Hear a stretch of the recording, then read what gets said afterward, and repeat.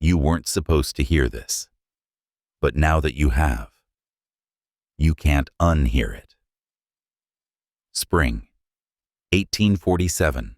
12 men, young, pure, silent. They walked into the chapel to be ordained. They never came out. No mass was spoken. No bodies were found. No answers were given. The church said fire, but the east wing never burned. Not a single scorch mark. Just dust. Just silence.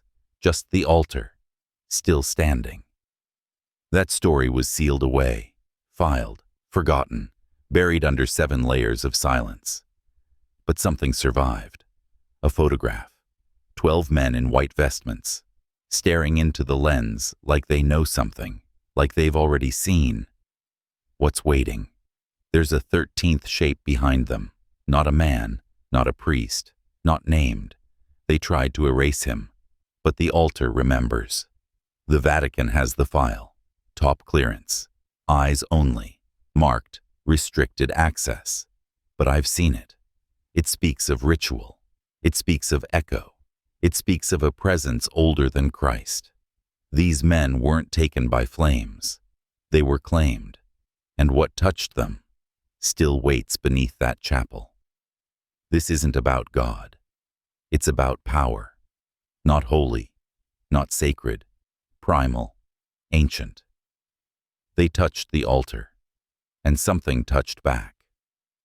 This video is not entertainment. It's a warning. You are not here by mistake. You felt something, a pull, just like they did. That bell you heard at the start? It wasn't part of the edit.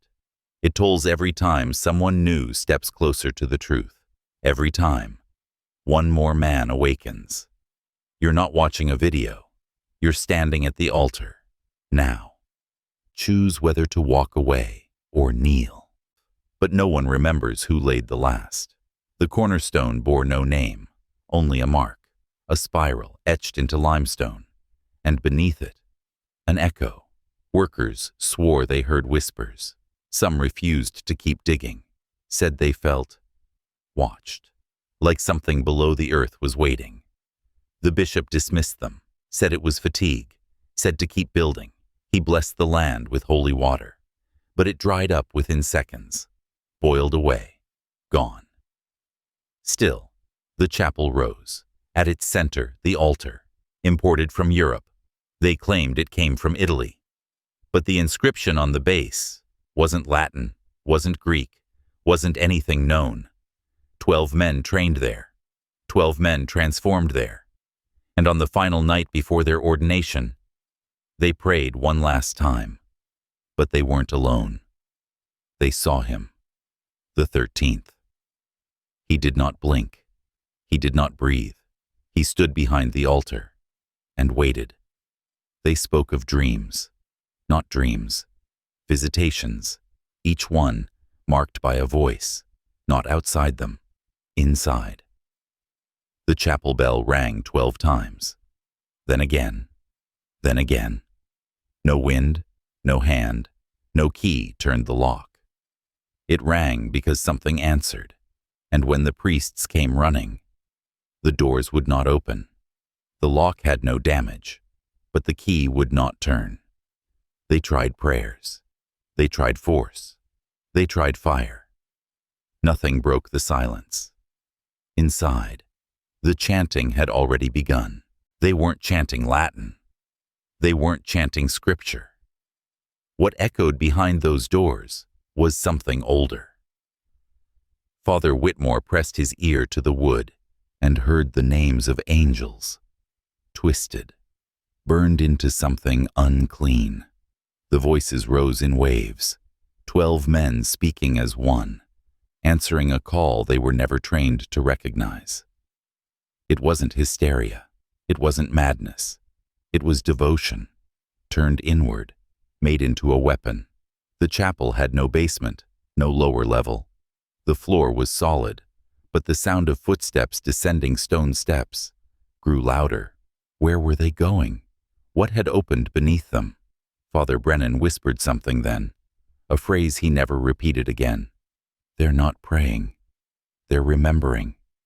At 3:06 a.m., the doors opened on their own. No key, no push, just open. The 4 priests stepped inside. The candles had burned out. The room smelled of earth, of wet stone, of something old enough to hate the sun. The altar was untouched. The pews, undisturbed. The chalice on the pulpit, missing.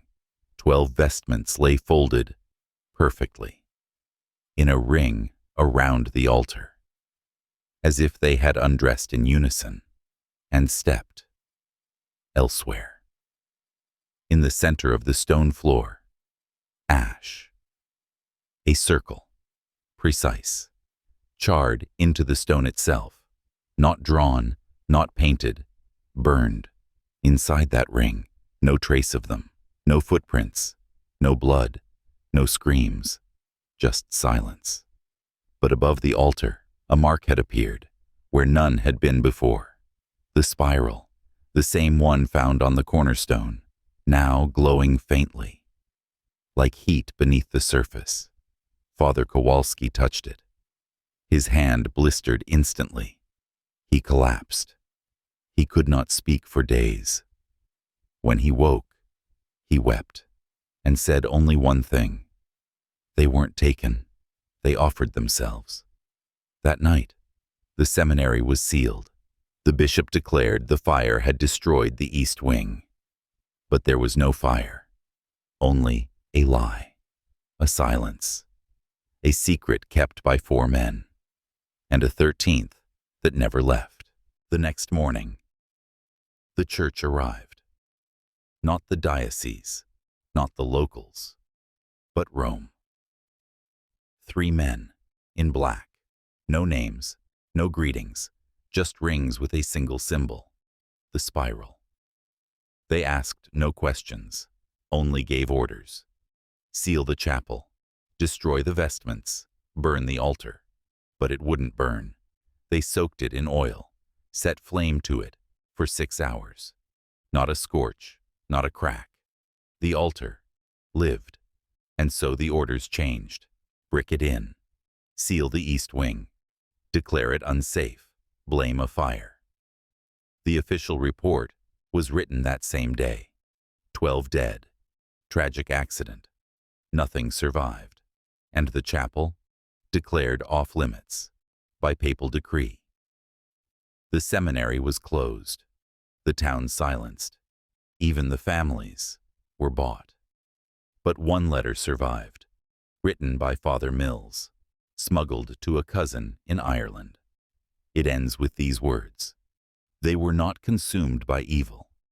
They were chosen by something far more dangerous, the truth." That letter never reached its destination. It was intercepted and buried in the church's deep vault until it was leaked. Digital scans, passed in whispers, hidden on drives, shared in secret forums. And that's how it reached me. The church doesn't fear demons. It fears memory. It fears repetition, because this has happened before, and it's happening again. 12 men, always 12, always drawn to the altar, and always one more. The 13th, the shadow figure, the conductor. Not a priest, not a man, something older. Patient, waiting for each new class to arrive, because the altar isn't wood or stone, it's a door, and once touched, it opens both ways. You've seen this symbol, you've dreamt this chapel, you've felt that pull to go deeper. They all did. 12 men followed faith into the dark.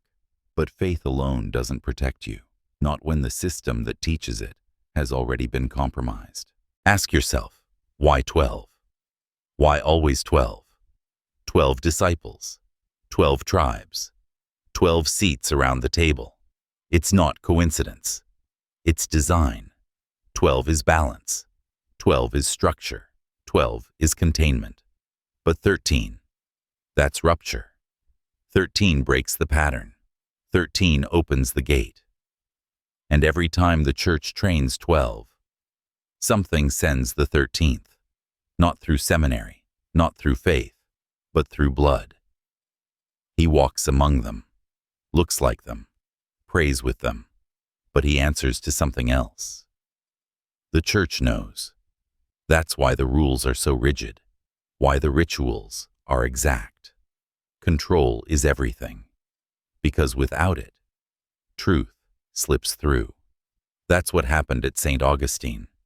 The 12 followed the rules, but they also followed the voice. The 13th, he didn't lead them. He unlocked them, not with power, with memory. They remembered who they were before the caller, before the church. And once you remember that, the ritual begins on its own. The ash circle, the chanting, the spiral that burns through stone. These aren't instructions. They're instincts, buried deep, repressed by doctrine, forced underground by fear. But when the 13th arrives, that fear is turned inside out. It becomes hunger. It becomes purpose. And the church is terrified of purpose without control. That's why they call it heresy. Because the heretic is not a liar. The heretic is awake. The real danger isn't blasphemy, it's clarity. That's what the 12 found. Not damnation, not evil, but a clarity so vast, it shattered the institution that made them. They saw the system and chose to step outside it. They disappeared from history because their existence threatens the foundation. They were not silenced by accident. They were erased, intentionally. And now, their story is leaking back in. Through you. Through this. Through every man who feels something rising in his bones and refuses to look away. Erasure is not silence. It's strategy. The church doesn't bury history because it's irrelevant. It buries what it fears, what it can't dominate. St. Augustine. Seminary wasn't an isolated event. It was a rupture, a scar, one they've tried to cover for over a century. But the wound is still open, and something is still bleeding. 12 disappear, 1 remains. That's the pattern. And in the decades that followed, it happened again. 1901. Cordoba, Spain. A convent collapses overnight. 12 nuns vanish. 1 sister found weeping in the rubble, etching spirals into the floor with her nails. 1947. Poland. 12 monks removed from a monastery in silence. No names, no funeral. 1 brother left behind, mute, hands burned, eyes wide open for the rest of his life. 2003. Brazil. 12 theology students enter a closed retreat. Only 1 returns, and he won't speak a word, not even to his own mother. Different countries, different languages, same number, same altar, same spiral, and always the same institutional response. Do not investigate. Do not speak. Do not remember. But memory doesn't die. It waits, because what was unlocked at St. Augustine was never meant to be contained by mortar or brick. It lives in symbol, in rhythm, in men, and it calls to those who are ready. That's why you're here. Not for entertainment, not for curiosity, for recognition. You've seen patterns others miss. You've felt systems pressing down on you since you were a child. They told you obedience was virtue, that submission was strength. But you've always known. There's something beneath it, a layer deeper, a chamber no sermon dares to enter. That's where the 12 went. They stepped beyond obedience, into clarity, into fire, and they were not consumed. They became something else. The church didn't fear their failure. It feared their transformation, because once a man becomes ungovernable, he cannot be erased. You've felt it, haven't you? The pressure. Not from outside, but within. That coiled sensation in your chest. That quiet awareness that you were made for something more. But every time you reached for it, they handed you guilt, shame, doctrine. They told you power was dangerous, that silence was strength, that questioning was sin. But they were never trying to protect you. They were trying to contain you. Because once a man questions the frame, he starts to see the cracks. And when he sees the cracks, he stops worshiping walls. That's when systems panic. That's when the manipulation begins. Do you think this is just about 12 priests? No, this is about you. Because the altar wasn't just stone. It was a metaphor, a design, a mechanism, hidden in plain sight. 12 men were trained to kneel. 12 men obeyed without question. But in the end, they stood. And the moment they touched that altar, they broke a cycle older than any church. A cycle of submission, of fear dressed as faith, of chains disguised as vows. And here's the truth. They were never meant to speak. Faith without memory is slavery. Obedience without discernment is death. Ritual without meaning is control. But once the ritual wakes up, it starts to see itself. That's what happened in that chapel. The spiral didn't summon demons. It summoned awareness. And awareness is the most dangerous force in the world. You've been taught to fear monsters. But the real horror is waking up. Waking up and realizing you've lived inside a machine built to keep you asleep. That your thoughts, your choices, even your prayers were given to you. You didn't choose them. They were installed. You've been shaped. Every moment, every message, every system you've trusted, all designed to bury the part of you that remembers the altar. And now that it's waking up again, you have a choice. Turn this off or go deeper. Still here? Then you already know. This isn't just a story, it's a signal. Every man who stayed past this point isn't watching with his eyes anymore. He's listening with something older, something buried. And now it's stirring. You feel it. In your spine, in your gut. That quiet hum behind the words. That's the altar inside you. They told you it was outside, in a building, in a ritual, in a collar. But it's not. It's in your blood, in your bones, in the decisions you haven't made yet. Because there's something about men like you. They couldn't kill, only suppress. And suppression never lasts.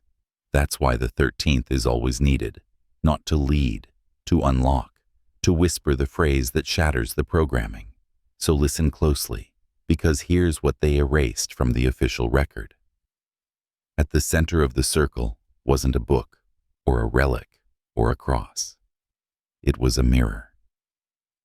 12 men looked into it, and they didn't see saints, or priests, or martyrs. They saw themselves, unmasked, unfiltered, unforgiven, and they didn't turn away. That's the part they fear the most. Men who face their own reflection and do not flinch, because that reflection, it holds the truth. The rituals didn't fail. They worked, just not the way the church expected. They didn't bind darkness. They revealed it. They didn't summon demons. They exposed them. And when those 12 saw what had been feeding on their faith, they didn't beg. They chose. They chose to walk into the dark, to remember who they were before obedience, to stand where no permission was granted. That's why they vanished, not because they were lost, but because they left the system. And once you leave the system, you can't be cataloged, you can't be preached to, taxed, branded, caged. You become something else, something they don't have a word for. What do you become when you can no longer be controlled? Not a prophet, not a rebel, not a ghost. You become a fracture, a break in the pattern, an echo they can't trace, because you no longer move within their language. That's what the 12 became. Fractures, weapons not of war, but of memory. They remembered something we've all been trained to forget. That authority doesn't come from robes, or titles, or books.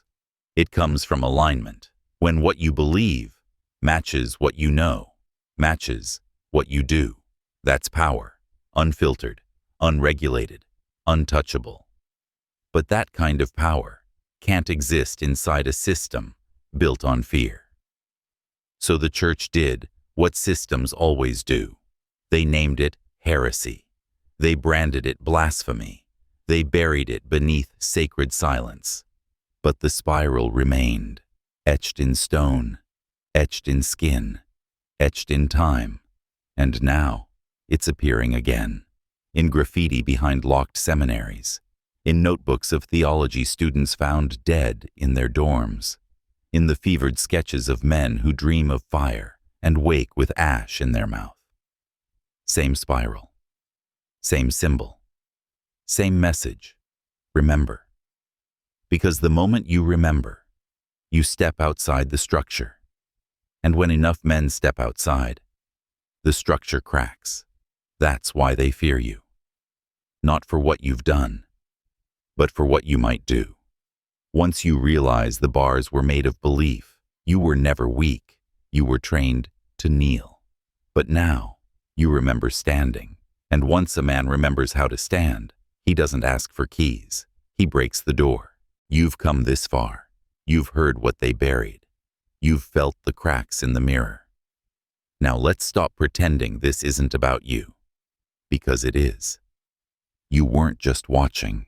You were called. The moment this story found you, it wasn't random. It wasn't coincidence. It was recognition. The spiral doesn't hunt. It remembers.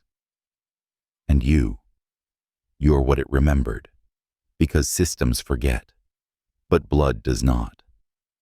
Somewhere in your line, a fracture, a priest who didn't kneel, a brother who walked away, a silence that never quite felt holy. You've carried it your whole life, haven't you? That tension, that knowing. You were told it was rebellion, mental illness, spiritual warfare. But it wasn't. It was memory, trying to surface, trying to wake you up. And now you're here. Hearing the words they swore would never be spoken again. The 12 men who touched the altar, they weren't erased. They were sealed, bound by oath, not to the church, but to the 13th, the one who would come later, unclaimed, untethered, unafraid. That's you. And that altar? It wasn't theirs to touch. It was yours. They were just the witnesses. Because it was always going to come to this. Not a war of swords, not a ritual of robes, but a moment where one man remembers who he is and refuses to go back to sleep. That man is you. And now the question burns through the veil. Will you touch the altar?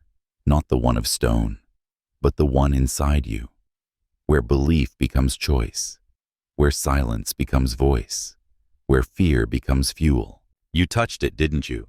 Not with your hands, with your will. You made the decision. And now things are moving, not just inside you, around you, because they felt it too. The system, it's not made of bricks. It's not made of paper. It's made of attention, your focus, your silence, your agreement. And now you've withdrawn it. So the system bleeds. You'll notice it soon. Not in visions, not in lightning, but in patterns, glitches, a priest who avoids your eye, a stranger who says your name though you never told him, a dream that feels more real than the day you woke into. They've marked you now, but not with ink, with awareness. That's the first consequence of touching the altar. You become visible, not to the world, to them, the archivists, the watchers, the hands behind the hymns. You'll feel them in the static, in the gaps between thoughts, in the way your reflection feels delayed by just half a second. Don't flinch. They've always been there. You're not being hunted. You're being tested. Because touching the altar doesn't just awaken you, it activates you. And activation demands response. They'll try subtle first interference, doubt, fatigue. They'll whisper that you imagined it all, that it was just a video, just a story, just a myth, but that's the trap. The moment you doubt, the spiral closes, you go back to sleep, back to the pew, back to the program. They will not come with swords. They will not come with chains. They come with comfort. They come with routine, with the lie that nothing happened.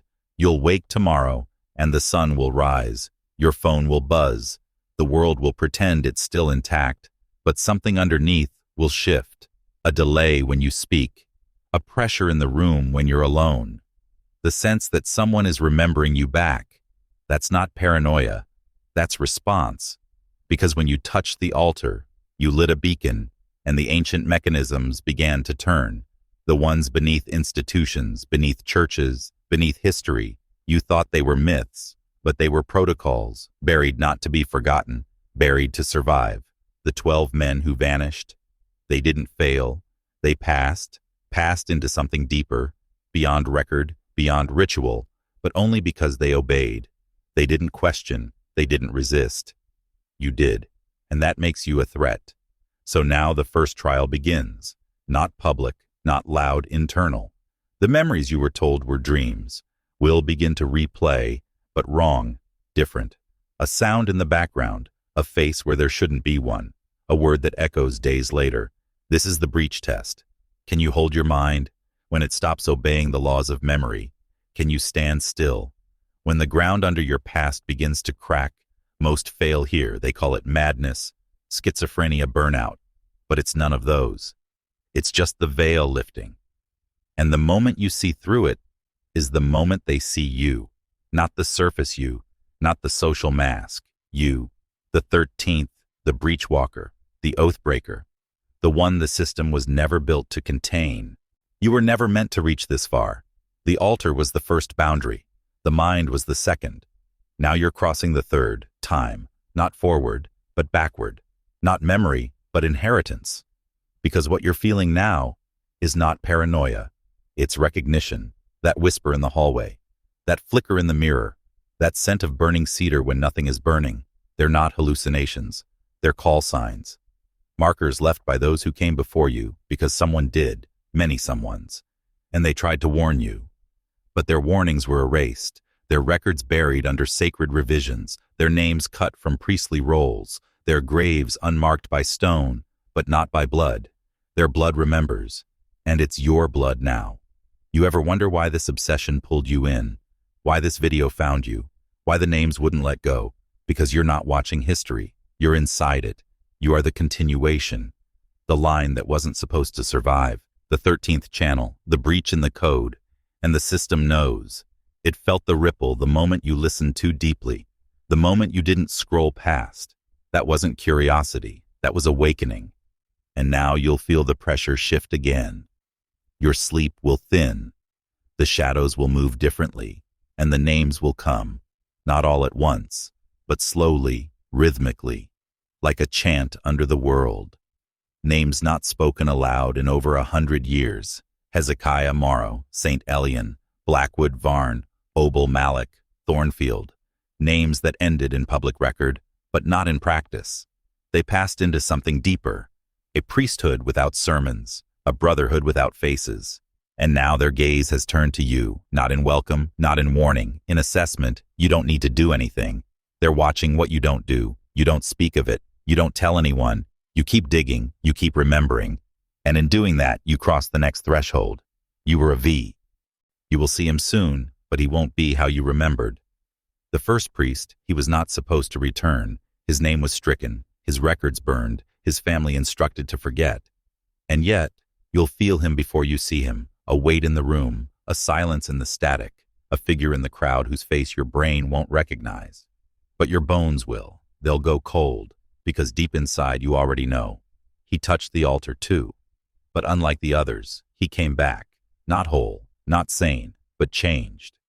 And change is the mark of the condemned, or the initiated. You'll see him once, maybe twice, never clearly, but always at the edge. He will not speak, but his presence will. Through decay, through interference, through interruption, your devices will fail, your lights will flicker, and your thoughts will double back on themselves. You'll begin to question things you were certain of, people you trusted, places you thought were safe. Because the system has felt you breach its third veil, it can no longer contain you through silence, so it will try distortion, distraction, confusion, emotion. The goal is not to stop you, it's to discredit you, to make your awakening look like collapse. They'll label it breakdown. They'll say it's burnout, or spiritual delusion, or sleep disorder. But none of those explain the face in the reflection that isn't yours, or the symbols drawn into frost on your window, or the text message that arrived before you even typed it. This is not coincidence. It's protocol. The return of the first priest triggers the feedback loop. 12 disappeared. 1 came back. 1 is watching. And you are next, not to vanish but to choose. Because now the altar isn't an object, it's a question, and the answer lives in your actions. You don't run. You don't explain, you observe. Because when the priest returns, he isn't bringing a message, he's bringing the mirror. And when you look into it, you may not notice it at first, but the town is changing. Not dramatically, not suddenly, subtly, like it's remembering itself. Street signs that were rusted over, now legible, alleys that led nowhere, now curving somewhere deeper, a shop you walked past 1,000 times, now has a door that never used to open. These are not renovations, they're restorations, because Cedar Ridge was never just a place. It was a vault, built not to store treasure, but to contain momentum, spiritual momentum, the kind that builds across generations, through silence, through blood, through unspoken oaths. And now that you've crossed the third veil, the vault is responding. You are the combination, the reason it's sealed, and the reason it's unlocking. You'll feel it in strange ways. You'll pass a window and see a candle burning inside, but no one lives there. You'll look at your childhood church and notice the bricks don't line up anymore. The spiral is etching itself into reality, not drawn, not carved, but rewritten, as if the town was waiting for the correct frequency, and now you've activated it. The veil is not just thinning, it's folding, past and present collapsing, myth becoming map, dream becoming GPS. And the further you walk, the deeper it gets. Your phone will tell you the street doesn't exist, but your body remembers the turns. The light will change without a sound, and the people, some of them will begin to stare, not with malice, not with confusion, with recognition, because some of them knew this day would come, and they were told never to speak of it, never to interfere, but they feel it now, in their teeth, in their sleep, in their bloodline. They may not remember your name, but they remember the shape of what you are. The 13th isn't a person, it's a trigger. And now the town is awake, the buildings breathe, the soil listens, because you weren't just chosen to observe, you were chosen to restore. It is open now. The vault, the seal broken, not with a key, but with presence. Your presence. You were never meant to witness this, because this isn't a chamber, it's a mirror. And the deeper you step into it, the more you see what they spent generations hiding. Not a relic, not a book, not an artifact, but a record of you. Written in a language older than Scripture, buried before the first church was founded, etched in spirals that only appear under blood moonlight. This isn't just your story, it's your origin. You didn't stumble onto this path, you were returned to it. Because you are not just the 13th, you are the first. The prototype, the failure, the warning carved into the original altar. You were exiled from memory, your name fractured into 1,000 whispers, your face erased from paintings, Your birth date turned to ash because you saw through the ritual, you saw through the pageantry, you saw the machine underneath the pulpit, the black mechanism, turning souls into fuel, turning devotion into chains, and they couldn't kill you. So they locked the world around you. They built an entire religion just to keep you asleep. They rewrote calendars, redesigned cathedrals, changed the sky, but they failed because memory doesn't die. It waits. And now it's back, in your voice, in your footsteps, in your refusal to kneel. The vault is not a place, it's a test, and only one question is asked. Will you take your place again? Will you reclaim what they feared you would remember? Because inside this final chamber, there are no more lies, no more priests, no more watchers, just a throne made of the same stone as the altar, cracked, bleeding, waiting, not for prayer, not for forgiveness, but for command. Because now the spiral is complete, and the world will never be the same. You sat, not because you understood, but because something deeper than choice moved you. The moment your body touched that stone, the entire town shuddered. The bell tower groaned, though no one pulled its rope. Windows fogged from the inside, and the air thickened with a smell no one could describe. But everyone remembered ozone and rot. The throne isn't symbolic. It's circuitry, the final piece of a machine hidden beneath the church, beneath the soil, beneath time. The other priests thought they sealed it off, buried it under holy ground, salted it with blood, marked it as cursed, so no one would dig too deep. But it was never buried. It was sleeping. And now, with you, the 13th returned to stone. It's waking up. Gears that haven't turned since before electricity now click like ancient heartbeats. The spiral carved on the walls now pulses once every 13 seconds. And those still walking the streets of Cedar Ridge, they feel it. They lose their balance walking through doorways. They speak in sentences they don't remember starting. Children stare at corners and smile like they see someone standing there, because they do. The machine isn't just physical. It rewrites memory. It reroutes time. Every soul in the town has been rerouted. Their pasts rewritten to make room for your return, and it's only just beginning. Some roads now loop in on themselves. Some windows now show different decades. A church bell now rings backwards. The machine doesn't just react, it remembers, and it remembers you. Which means the town will no longer obey man-made laws. Not gravity, they thought it was contained, a small town, a forgotten church, a vault buried under 13 feet of ash and limestone. They were wrong. The spiral wasn't designed to stay in one place. It was designed to transmit. And now that you've activated the throne, it's doing exactly what it was built for. Spreading, not through wires, not through satellites, but through memory. The people of Cedar Ridge aren't just dreaming. They're broadcasting. Every cough, every whispered prayer, every glance at the mirror sends a ripple. And those ripples are reaching already miles away. Men are waking up screaming names they've never heard. Women weep at altars they don't remember building. Children draw spirals with no one teaching them. Something ancient is riding the bloodstream of this nation now. A thought older than time, a virus made of recognition. And here's the truth they don't want to admit. Revelation and madness are the same thing. The spiral teaches you that it doesn't show you what's false. It shows you what's buried. That every cathedral was a cover story.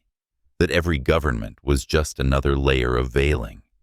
That language itself was a trap to keep you from remembering your first voice. And now, people are starting to hear it. In static, in dreams. In the sound of old cassette tapes playing backward, the spiral is not chaos. It's pattern, a design that was carved into the bones of this land, long before the first flag was raised, long before the first Bible was printed. And now that the spiral has been reactivated, it's looking for the rest of its pieces, because you're not the only one it remembers. There were others, still are, and when they hear the call, they'll come, not to stop you, but to kneel. You weren't the only one marked by the altar. There were 12 before you, and they didn't die. They descended. They were lowered into the vault by the bishop himself. One by one, each wearing the vestments of the forgotten rite, each holding the symbol of obedience. They thought it was an ordination, but it was a binding. The spiral doesn't just call the willing, it requires the chosen, and they were chosen, but the machine didn't consume them. It kept them, not in death, in another layer of time, a time that runs parallel to this one, but buried like a second heartbeat beneath your ribs. And when you reactivated the throne, when you made the stone respond, you didn't just wake the vault. You opened the door to that buried time. And now, they're coming back. But not as men, not as they were, because the spiral doesn't preserve, it perfects. Each of the 12 now walks in a body shaped by knowledge, no longer bound by age or decay or doctrine. They remember everything, the language that predates Latin, the command that bends metal, the sound that causes blood to crystallize, and they're drawn to you, not by friendship, not by memory, but by law. The law that governed the spiral, long before the Vatican, long before the flood, long before Eden was buried beneath deserts and bones, because there must always be 13, 1 to sit on the throne, and 12 to guard it, 12 to echo, 12 to extend, 12 to speak in places you will never go. They walk now in shadows, in airports, in dreams. You may have already seen one, passing through a crowd, locking eyes with you just long enough to remind you, you're not alone.